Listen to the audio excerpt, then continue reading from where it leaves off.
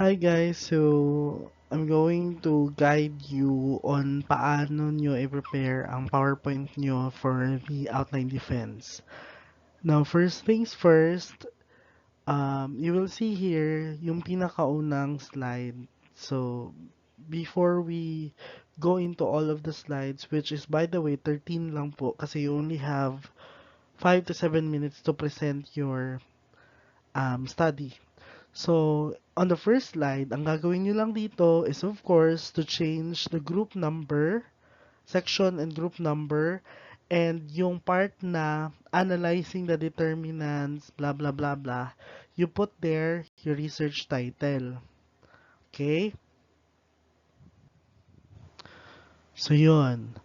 On the second slide naman, of course, you just replace the title of the research kasi yung nasa slide, title lang talaga. Next slide naman, for the background of the study or your chapter 1 introduction, ang gagawin nyo, you just highlight yung problematic issue, national, global, and local na problems. So, ilang paragraph yun, sir?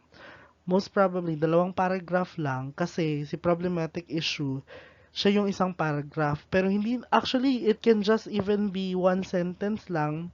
Si global, national, local, tig isang sentence lang din. Para 4 bullets lang siya or dalawang paragraphs lang siya. That way, konti lang yung words sa slides ninyo and you will have better visual. So, mas maganda siyang tingnan and people or the listener will only rely on what you're saying rather than mag-focus siya sa slide. Although the slide is there to guide the listener kung anong part na yung dinidiscuss ninyo. But ultimately, the discussion will really be based on yung sinasabi ninyo. Okay? Again, balikan ko sa background of the study, pwedeng dalawang paragraph lang siya. Sa first paragraph, i-discuss niyo yung problematic issue itself. Tapos yung second paragraph, yung problem sa tatlong setting na yan. Or, it can also just be apat na sentence lang, tigi isang sentence. This one is better na apat na sentence lang, tigi isang sentence lang yung problematic issue, global setting, national setting, and local setting. Mas maganda yun para hindi masyadong crowded yung slide.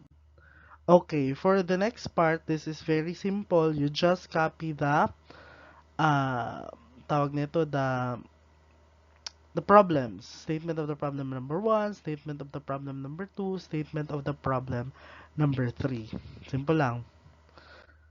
The theoretical framework naman, yung part na mga letters or yung mga paragraph, dyan yung ilalagay yung concept ng theoretical framework ninyo. So definitely, parang ano lang siya, apat na sentence or dalawang paragraph. Summarize talaga yung PowerPoint. Kasi the PowerPoint is just there to guide the listeners kung saan part na kayo ng inyong study. But ultimately, again, dapat sa inyo nakikinig yung listener.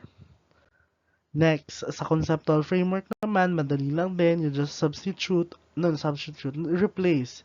You just replace the variables in the uh, figure.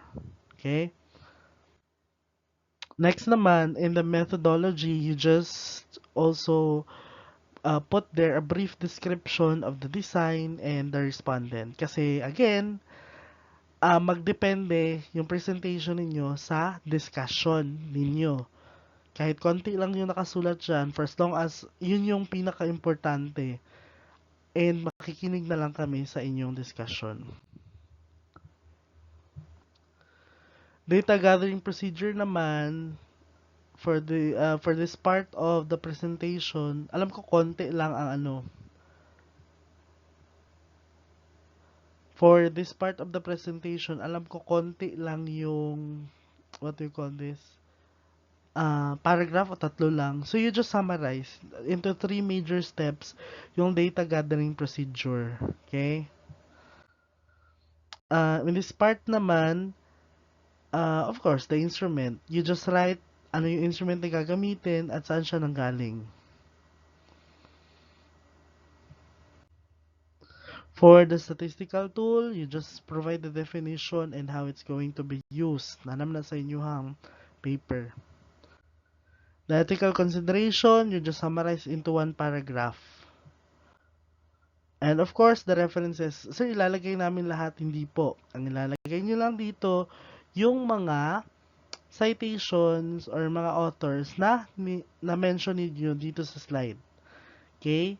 But other than that, wag niyo na ilagay yung lahat-lahat.